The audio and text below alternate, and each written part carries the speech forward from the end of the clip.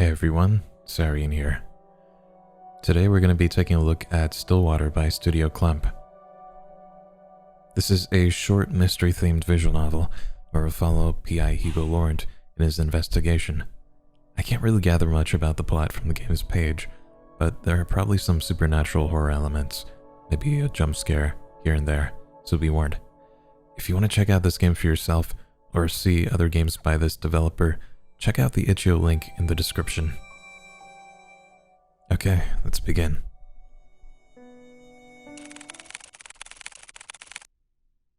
This is a work of fiction. The resemblance to any real-life people is purely coincidental. This game contains depictions of horror, mature themes, violence, and strong language. Viewer discretion is advised. I'm sorry, but I can't stay here anymore, Nina. I feel like I'm going crazy. Calm down, if we can just talk it out. So many strange things keep happening after another.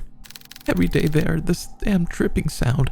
I thought it was just something leaking at first, but I check every faucet, every ceiling, every pipeline, and still I hear it everywhere, constantly echoing in my ears. Oh, but the water. I find random pools of water just appear out of nowhere, just like the dripping. But it's at night. It's at night when it comes. I don't know if it's my paranoia, but I swear I could hear footsteps walking along the hallways, walking on pools of water. They walk, and they walk.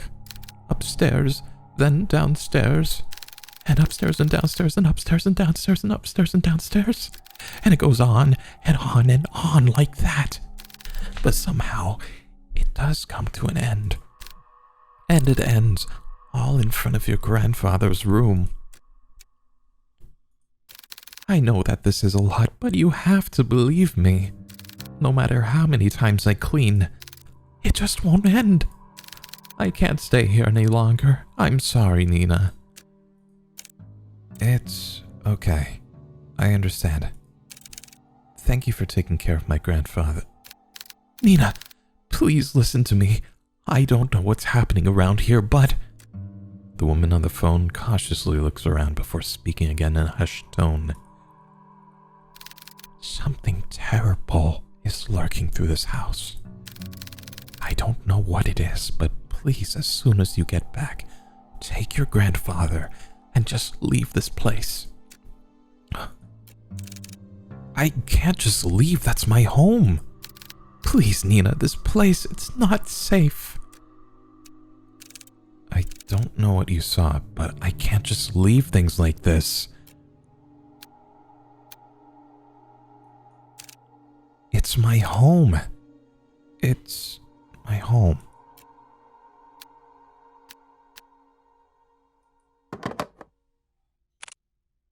Diner, 7 a.m. Amid a foggy morning, there sits a man by the corner of a booth.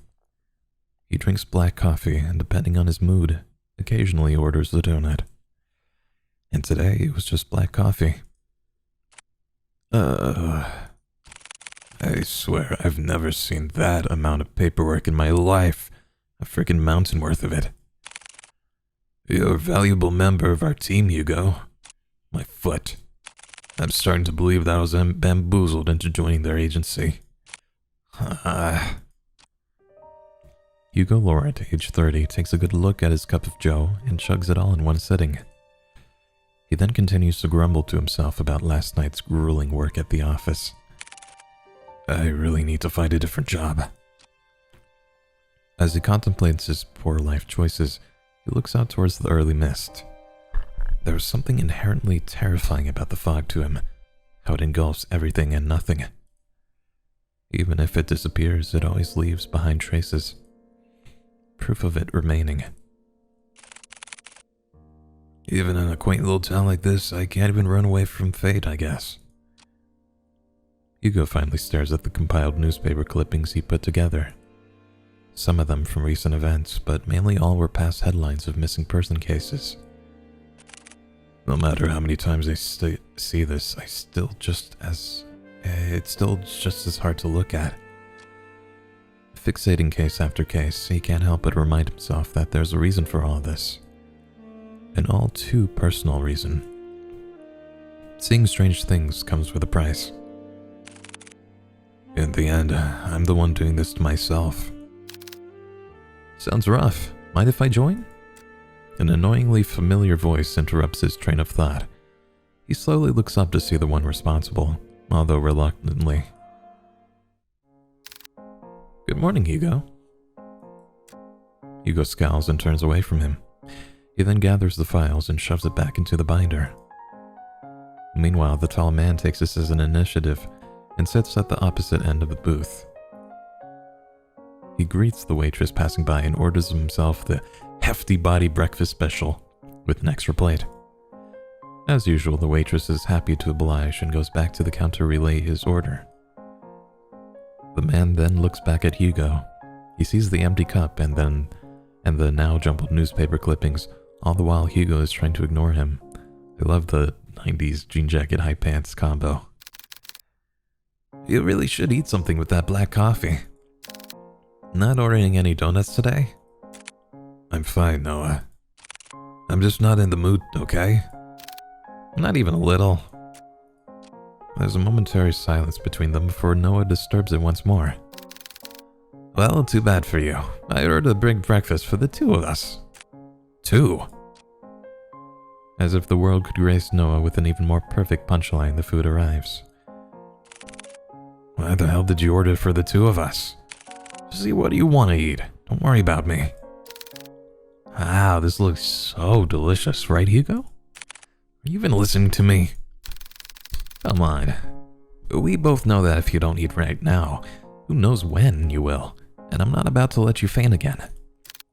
So, open wide.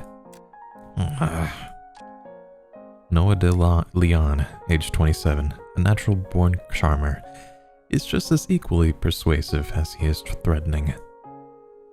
With a pensive look, Hugo finally gives in and eats the generous spoonful without further complaints. That's good. Right? Good food will always help cheer you up. Damn him, I got swept away again. Oh, by the way, the chief will be out for a business trip. She mentioned it will be for a couple of days. When did she tell you this? I didn't hear anything about it. Yesterday, I think. Yesterday? She told me to sort out the cabinets yesterday. She didn't mention anything about a business trip. I guess it was a pretty sudden one. Well, I mean, she did tell me to tell you. And lucky me, I know where you go every morning. Oh, cute. You know what? I'm not surprised anymore. Well, what do you want to do? We technically have the day off. I'm gonna head back to the office. There's a couple of boxes I didn't get to sort out. In that case, I'll come with you. Why? We could just rest for the day. And pass up this opportunity to get to know you better? Quit it. After their enlightening banter, the two of them finish their breakfast, pay for their meals, and head to Hugo's car. As Noah opens the door to the passenger seat, he notices a bloodhound sleeping inside.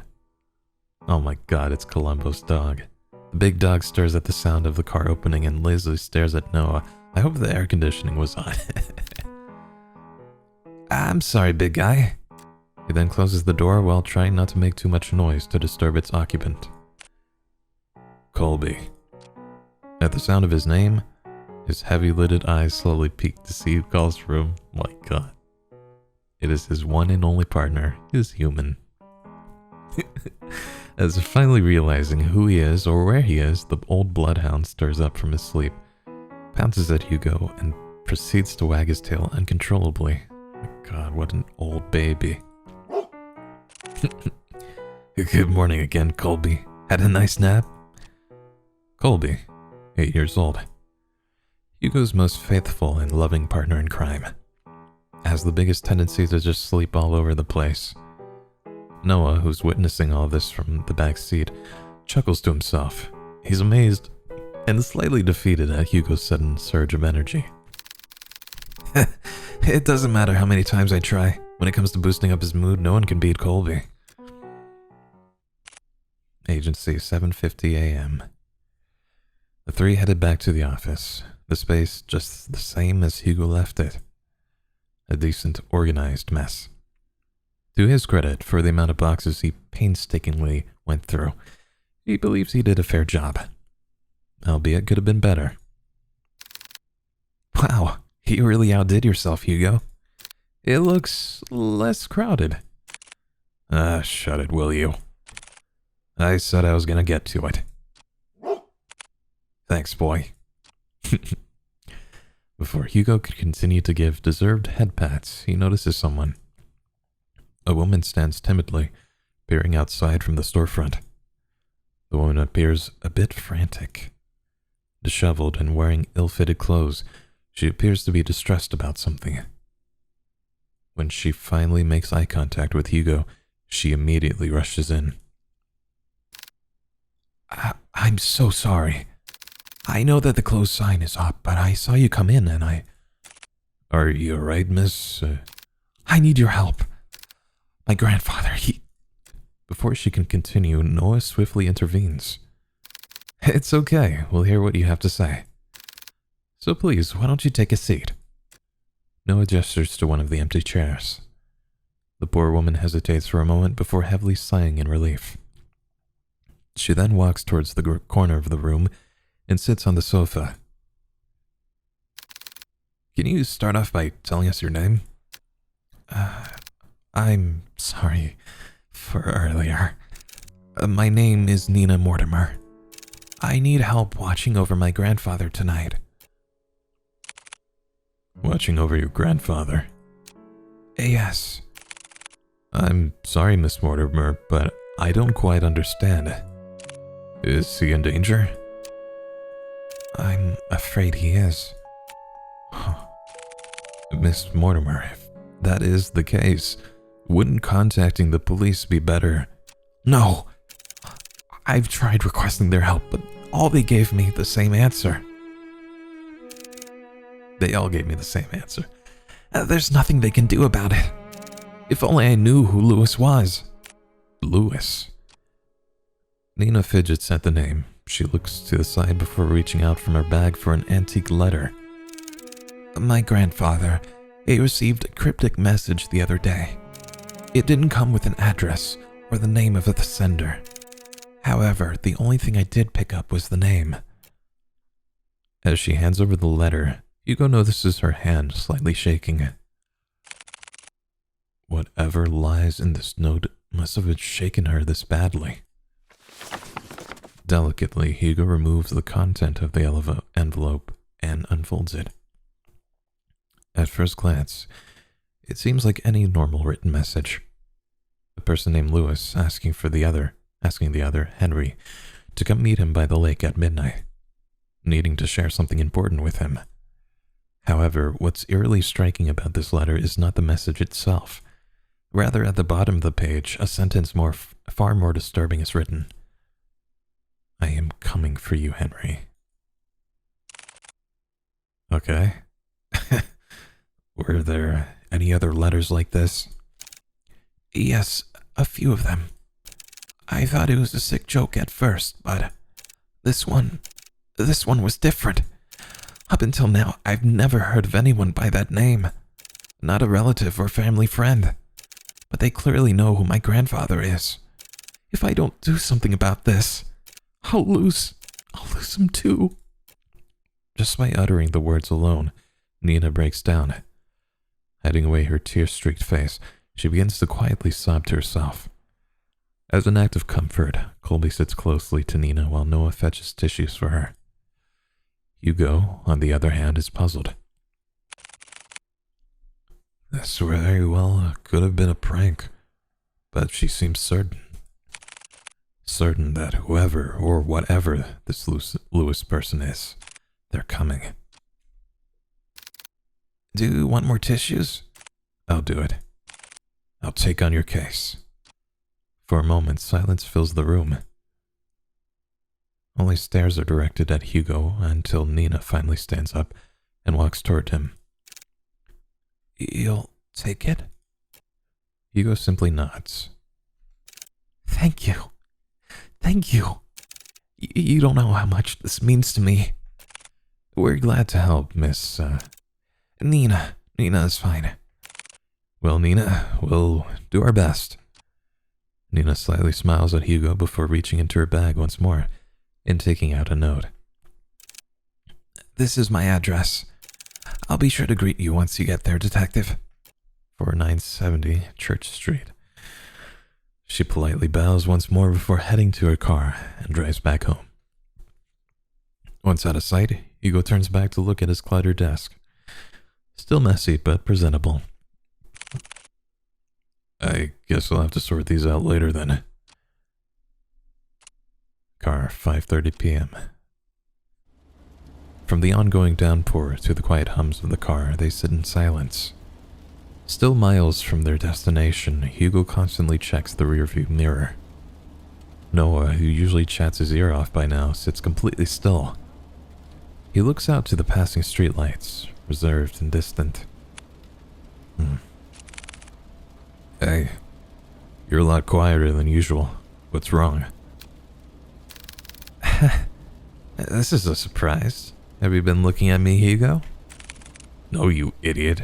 You usually just talk a lot, that's all. So, do you miss me talking a lot? Ugh, just say it. I didn't want to offend Nina earlier, so I kept quiet until she finished. But it's her last name that caught me off guard. Huh? Have you heard of the Mortimers? They're a pretty distinguished family. Well, they used to be. What do you mean? They've been struck with so many tragedies that, over time, people began to believe they were cursed or something. Every other year, I would see a headline on the local news about one of the family members' deaths. And you know what's strange? All of them have been labeled as accidents. No foul play, no nothing. Just another unfortunate event for the family. Maybe I understand why she wouldn't go to the police. She probably thought they'd perceive her as paranoid or hysterical. Or worse, crazy. I can't imagine all of this for Nina. And most of all, who knows what we'll find there. Is that why you decided to come with me? Well, partially. I'm more worried about you, though. Huh? Think of it this way. I'm the appointed driver. When you decide to do some pretty reckless shit, I'll be there to drive you to the local hospital. Ugh. Besides, two are better than one. Exactly. I was fine with Colby coming with me. Well, have you heard that 3 is better than 2? Mortimer Estate, 6 p.m. Passing through countless dirt roads and steep cliffs, the estate reveals itself beyond the evergreen. Nestled and tucked away from prying eyes, it stands tall, looming from a distance. Hugo and Noah could only gaze at the sheer scale of the manor as they parked adjacent to Nina's car. Wow, and to think she came all this way just to request us? It took us more than a couple of hours to get here. Maybe she really didn't have a choice. What do you mean? Come on, she's waiting for us. Immediately after exiting the driver's seat, a sudden sharp pain weighs heavy on Hugo's chest. Grasping tightly at his coat, he begins to gasp for air. His gaze hazes as he leans close to the car. Like a fish drawn out of the sea, he desperately heaves, but this ache he harbors pales in comparison to a pain far more excruciating. Is it the house? No, something far more sinister. He feels it. Someone is watching him. A piercing gaze fixed on him. Like leering at a bug and waiting to strike. I'll never forgive you. What the hell? Damn it already? I need to hurry or else. Hey, are you alright? Noah calls out to him, snapping him out of his fixated trance. Colby nudges his head against Hugo, whining with concern over his partner's well-being. Did you hear that just now? Hear what? That voice. It was so close to my ear, Is everything alright? Oh, I'm fine. Don't mind me. I'm just a bit winded out from the trip, that's all. I'd be happy to make you coffee at the very least. If it's no trouble. No, not at all. It's the least I can do. Once again, the subtle uneasiness from Nina surfaces. But before Hugo could get a chance to look further into it, she walked off toward the front porch without saying another word. Are you sure you're alright? You sounded like you were choking earlier. I said I'm fine. Besides, we're already here. We can't back out now. Listen to me. I think you should... Noah abruptly cuts his lecture short as he notices Nina stopping by the front door. She stands there silently, as if contemplating something.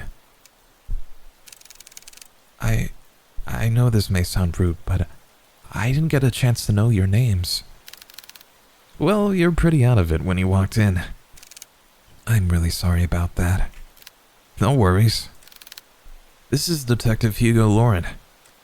His assistant, Colby. And I'm his second assistant, Noah De Leon.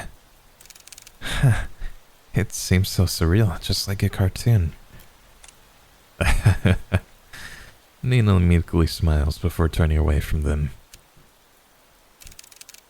I haven't been quite honest with you, Detective Laurent. Huh?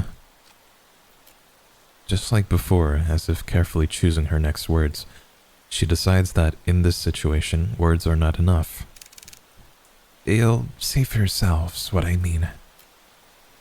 And with that, Nina enters the house, leaving the three to follow behind. Hugo's about to enter through the foyer when he feels a tug on his arm. Don't forget what I told you. If something happens, let me know right away. You'll be the first to know. And with that, Noah releases his grip on Hugo. They proceed to head in, not knowing what awaits them beyond the door. Greeted with a brightly lit hallway, Hugo notes that the interior is just as grand. Adorned with floral accents and antique paintings, it exudes an elegant charm found only in a resplendent house such as this. However, Hugo notices something even more distinct than the splendor. This house is much more terrifying inside than out. Please, come this way. Bracing themselves, they enter the dimly lit drawing room. At first glance, Hugo could not discern the silhouette situated at the far corner. However, on closer inspection, he now understands the reason for all of Nina's unsettling vagueness. Grandfather, we have guests. Oh. Sitting on the armchair is a young man. He is dressed in a white collar-down dress shirt, tucked in with black slacks and black penny loafers. Staring only at the window, the young man sits there, dazed with little acknowledgement of the people around him. Still, motionless, like a doll.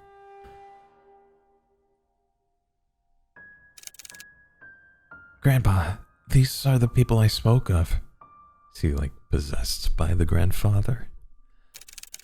This is Detective Laurent and his two assistants, Colby and Noah. I like that she introduces Colby. They're going to help us. Even after introducing them to the head of the Mortimer estate, Hugo and Noah could not help but feel unnerved. The man before them is supposed to be frail and older than any of them. And yet, here he remains, forever unchanging, forever young.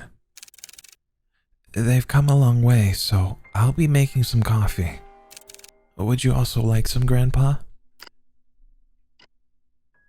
The young man still does not reply back, never glancing at Nina or anyone else in the room. only fixed on the rain. I'll be sure to make a cup for you too. She then timidly gestures to Hugo and Noah back to the foyer. Bearing more questions, the two follow Nina outside. But before they leave the drawing room, Hugo takes one last look at the young man. There's an all too familiar air about Henry Mortimer. His eyes, they're similar to his own. Whatever he may be longing for, Hugo knows it will not end well. Nina, that man. Yes, he's my grandfather, the one I asked you all to watch over. I know this is hard to believe, but... Nina draws something out from her pocket. It's an antique picture of a young man with slick back hair, wearing a luxurious suit. He appears to be poised and refined, a complete contrast to the current Henry Mortimer. This isn't much to go by, but I swear he's the same person. Then why does he look so young? It happened a few nights ago. I was on my way to get a cup of tea when I heard a loud thud coming from my grandfather's room. I was worried that something fell over, so I went to go check. When I opened the door, I found him collapsed on the ground. I rushed to help him up, but when I did, he looked so different. So many things were rushing to my head, and yet he felt so familiar to me. He wore the same clothes that my grandpa wore that night. And his face, I recognized his face. He just looked younger. That was also the same night I found that letter. It was next to him, already opened. I'm sorry again for all of this. No matter who I went to, they either said something was wrong with me or my family. With everything going on, maybe they're right.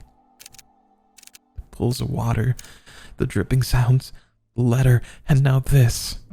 Maybe my family is really cursed. They're not. Curses aren't real. Detective?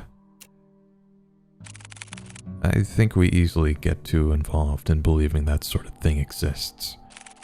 In reality, the ones who fixated on it feeds off of it. Rumors, doubts, lies, all of those things are what they want to become real. Deep-rooted emotions like that can't possibly be healed or fixed right away. But like a curse, those emotions drag other people down with them. Personally, I think you're caught up in all of this. But I assure you we'll see this through. For you and your grandfather. Thank you. Good. Now, our first priority is to find out more about Louis. Nina, the letter you showed us back at the agency, do you have it with you? Yes, it's here. Do you mind if I borrow it for a bit? I'll be sure to give it back. Of course. I'll check upstairs. Noah, you and Colby check the ground floor. Got it. Before they leave to do their own investigation, Hugo grabs a hold of Noah's shoulder.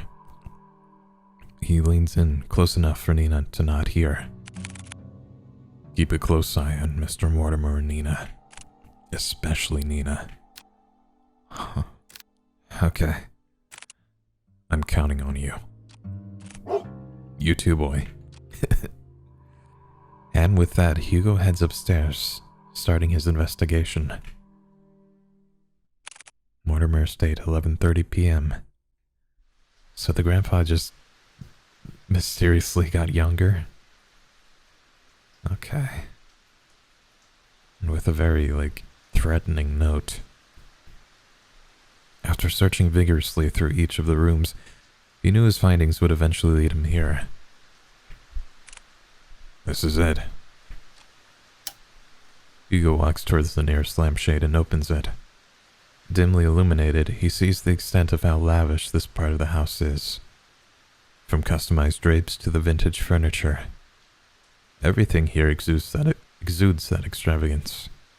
But much like the interior Hugo has seen so far, he finds this one in particular reeks of it. Plastered from wall to wall, a sense of gloom lingers. It's as if the room itself is moldering, despite its preserved nature. I need to hurry. I don't want to stay here for too long. Mortimer stayed 11:50 p.m.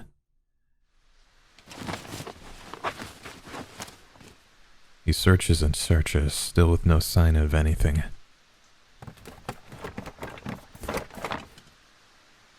Not one thing pertaining to Lewis. Damn it, nothing? It's as if he cleared out everything, just blank everywhere. No, it has to be here. I'm just missing something. He ponders again before remembering the letter. This is the only proof Lewis exists so far. I'll try to read it again. Maybe I overlooked it. As he takes the letter out from the envelope, he notices the change within. Bearing no foreboding threat at the bottom of the page, it looks just like a regular letter. What the? If you can't come, then I understand. It's pretty dreary after all. But I can ask one last favor of you. Could you keep my locket? I know this is selfish of me, but I'd like for you to have it. I'd be happy knowing it's with you. Thank you for everything, Henry. Forever yours, Lewis. This is the same Lewis? I thought he was the cause of all of this. I don't understand. You know, they're like best friends. Without warning, the sound of a click can be heard across the bedroom. As if something unlocked itself. Hugo turns around and sees at the foot of the bed a chest. Unlike the other furniture, its dark and rustic features have not been maintained well. Left to rot on its own. Preparing himself, he opens the chest. Inside, scrambled together, are bunches of notebooks and small trinkets. Hugo continues to rummage through when he stumbles across an old newspaper article. A young man found dead by the lake. Huh. An unidentified young man was found on the morning of 3 days prior to his death, according to police. Ruled out as a suicide, police have claimed that the troubled youth drowned himself. This certainly is a tragic loss, an unfortunate event indeed. Blank comments. No claim of his body has been made yet. Lewis.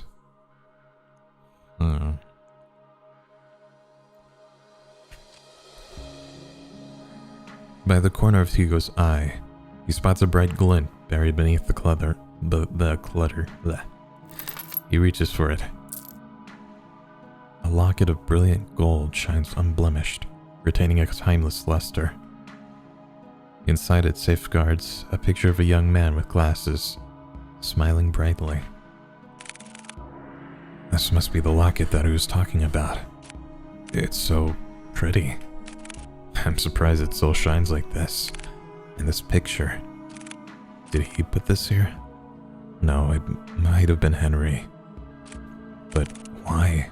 Why would he store it away like this? What should I do? I am taking it.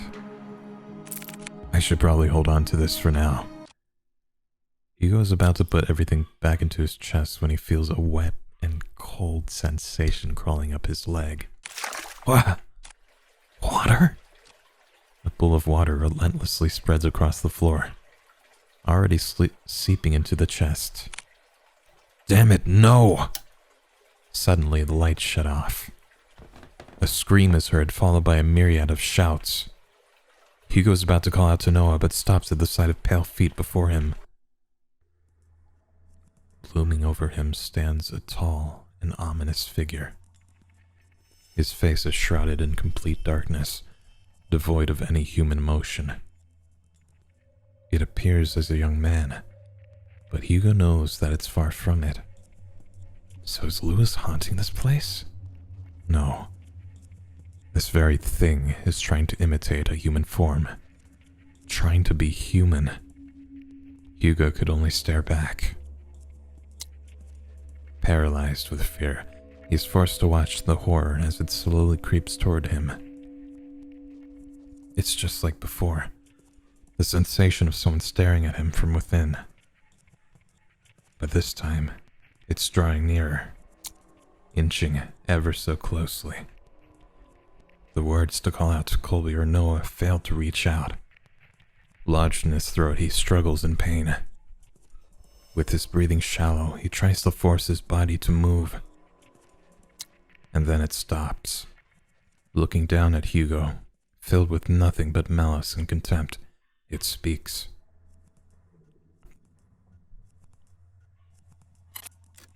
Oh, don't get in my way. All of a sudden, the door to the bedroom slams shut, and the entity disappears. The tension from his body finally releases its agonizing grip, and he gasps desperately for air. His vision blurred and breathing jagged, he staggered toward the door. He yanks at the handle several times, but it's tightly jammed. Fuck! Noah! Colby! To his dismay, he was only greeted with silence at the other end of the door. Damn it! From distance, he faintly hears the sounds of Colby's relentless barking as it gets further away from the house.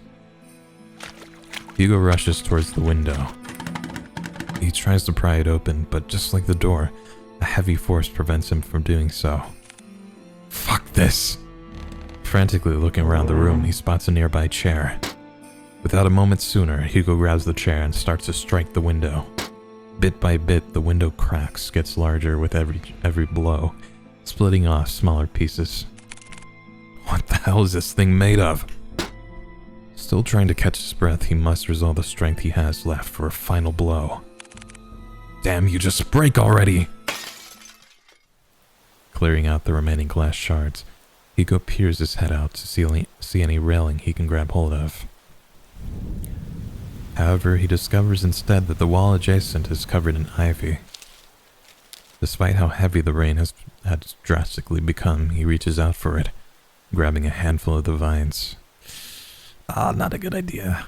Carefully, he climbs out the window, gripping tightly and making sure he doesn't lose his footing. Yet to his luck, the patch of vines he clutches start to tear away from the wall. Out of desperation, he struggles to find his grip on another, but fails when his hands slip out of reach. Shit! Clamoring wildly as he loses grip on the ivy, he crash lands down into a thicket of bushes. Air forced out of him, he heaves uncontrollably, trying to even out his breathing. But even that is laborious. An immense pain spreads across not only his back, but his entire body. God, I'm getting too old for this. Although his body screams out in pain, he forces himself up. There's still time. I can do this. I have to do this. With staggering feet and haggard breathing, he makes his way to the place where it all started. To the lake, where this tragedy starts and ends. 12:01 a.m.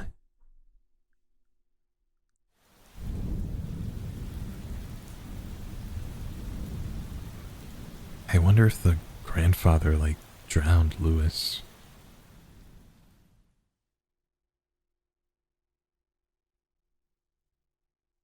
That's wild.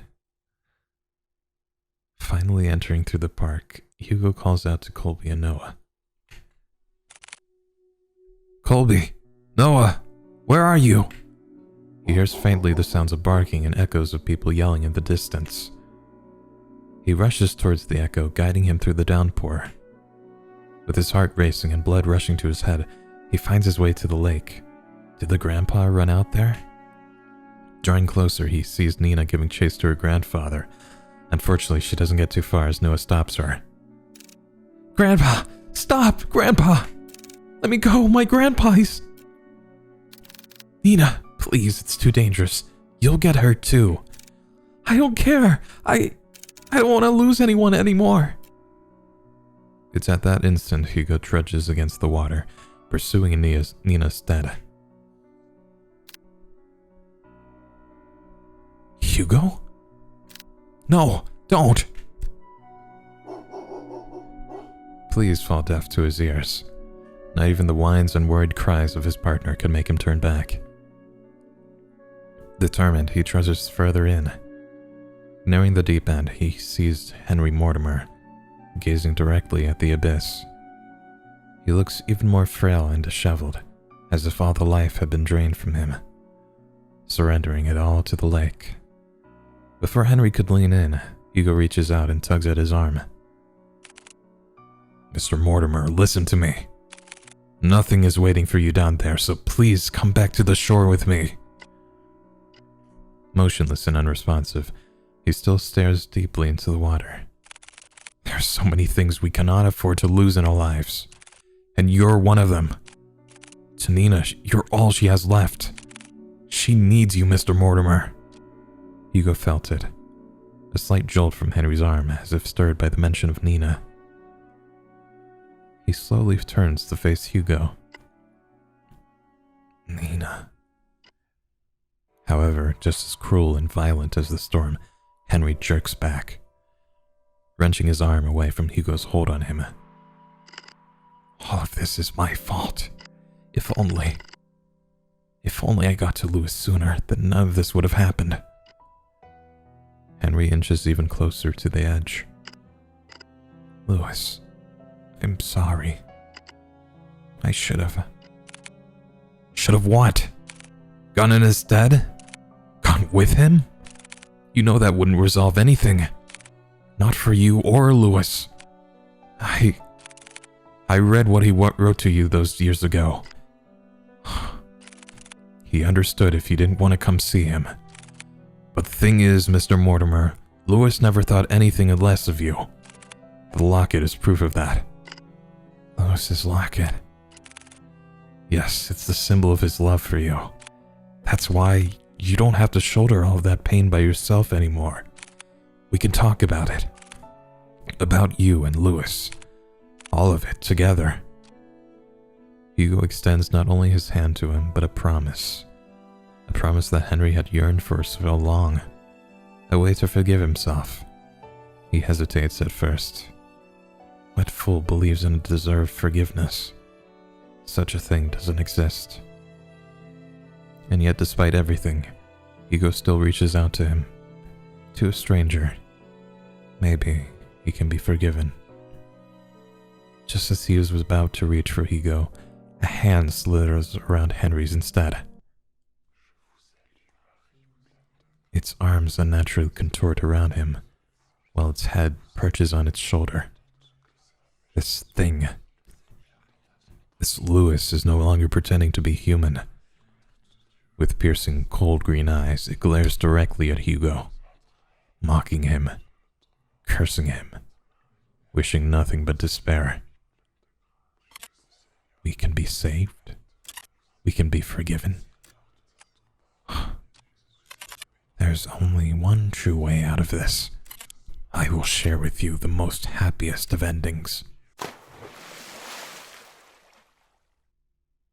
Before Hugo could reach out for Henry's hand, he disappears into the water. Mr. Mortimer! Without hearing the anguished cries and desperate pleas, Hugo dives after him, into the abyss. 12:30 a.m. Plunging into icy waters, Hugo feels shocks running rampant throughout his body, like spikes continuously piercing from his legs to the tips of his fingers, fiercely unyielding.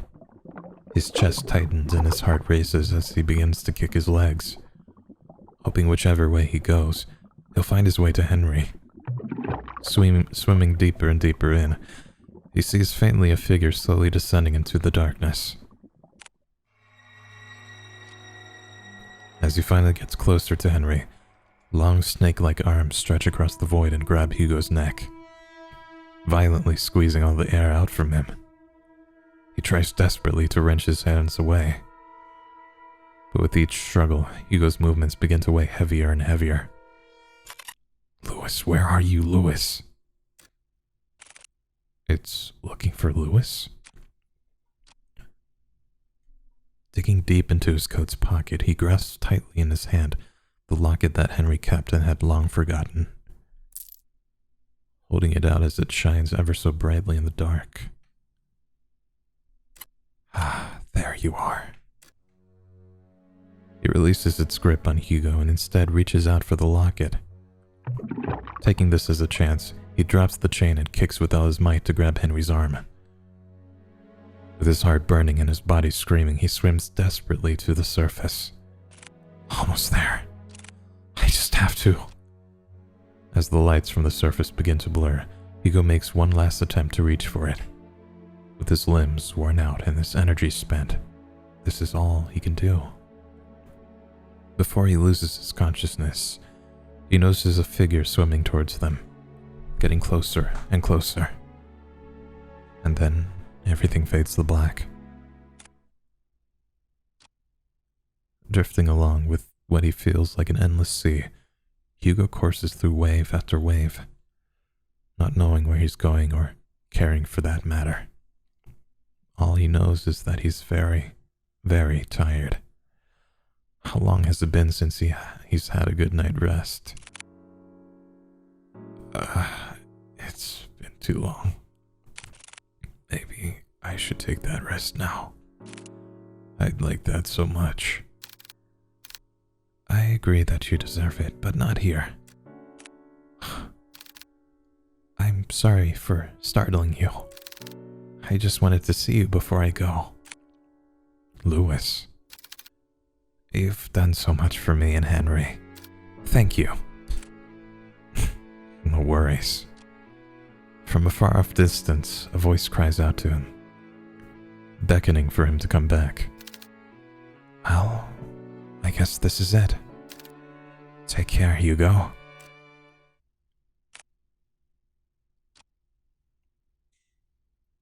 With his eyes closed and his senses still returning, he feels the constant tugs and licks of a certain bloodhound, whining as he tries to wake up his partner. Hugo! He also hears another familiar voice, too annoyingly close for comfort. Eyes shut right open, he jerks up. Confused, Hugo looks around before he coughs up the remaining water in his lungs. Are you alright? Noah starts to pat his back while Colby continues to whine over Hugo. What happened? Where's Mr. Mortimer? He's safe. So is Nina. They're both okay. The police and the ambulance should be arriving soon. Thank goodness. Isn't there more you had to say to me? Instead of thank goodness? I swear you didn't listen to a damn word I say. I'm sorry, Noah. Exhausted, he lets out a sigh. He then continues to pat Hugo's back aggressively when someone approaches them. Detective Laurent? Oh, Nina. There's someone I want you to meet. Behind her stands an elderly man. Feral in stature, he timidly looks to the side pensively as he ponders to himself. Although his youth has long faded, his eyes are what catches Hugo's attention. They're no longer a piercing and vicious green. Only eyes just like Nina's. Hello, Mr. Mortimer. Detective. I never got the chance to say goodbye to him. I always thought about it every day. What if Louis lived on in this world? What if he stayed a little longer with me? It's because of that constant mindset I dragged everyone down. And I kept hurting not only me, but Nina especially. I was the one who kept hurting her, the one to blame for all of this. But you, someone that I've never met, still went out of your way to save me. Not knowing my burdens or my faults. Thank you. Hugo reaches out to Henry and smiles brightly at him. It's my pleasure, sir. But before he lets go, Henry tugs at Hugo's hands one last time. I hope that someday you too will overcome it. Huh.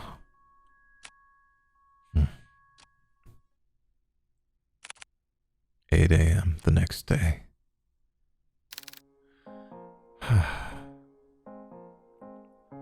I thought that entity was like getting revenge on the grandfather, but it almost seemed like it was like a sort of like a manifestation of his guilt for Lewis.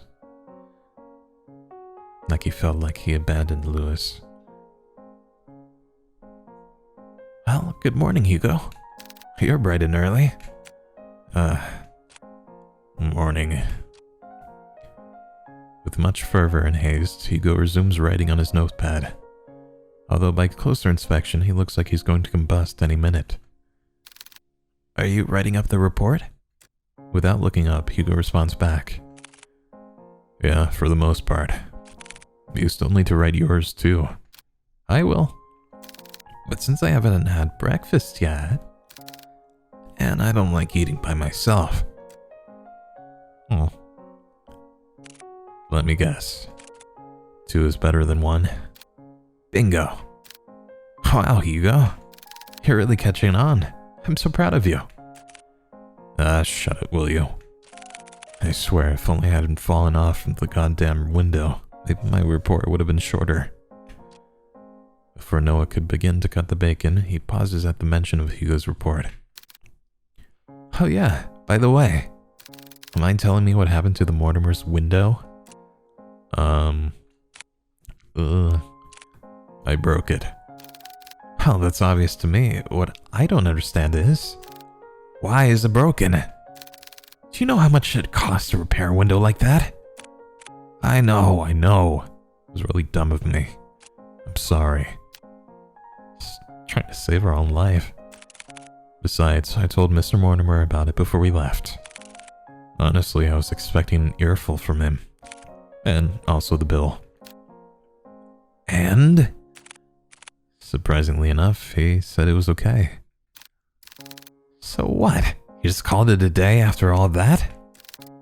Thank you so much, Mr. Mortimer. You broke it, you pay for it. Would you chill? Of course I'll pay for it. What are you talking about? We just save him from like some kind of demon entity. But each time I kept insisting, he just shrugged it off. Said that we already went through a lot for them. Yeah. So this was nothing in comparison. Oh. You know what? He's right. After all that we went through, I deserve at least a nap. Hugo puts down his pen and proceeds to head for the couch. Colby follows after him. Oh, wait. What about breakfast? I'll eat it later. It's nap time now. Heavily sighing, Noah sets aside the food on his desk and joins the other two on the couch. Ugh, I'm getting old. I mean, you are old.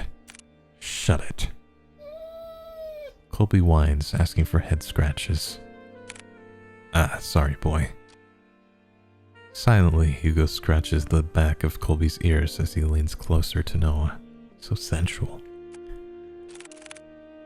You know, I'm glad you came along yesterday. Huh. Oh, what's this? Are you getting chummy with me now? Call it chummy or whatever, but I really mean it. If you hadn't saved us back there. Look, I told you before. I'll be there whenever you get yourself into reckless shit. Besides, didn't you say this was nap time? Get some rest. You deserved it. You too. A calming silence fills the room as the three fall deeper into sleep. No big parties or celebrations. Just each other's comfort and sharing the small but rewarding night's rest.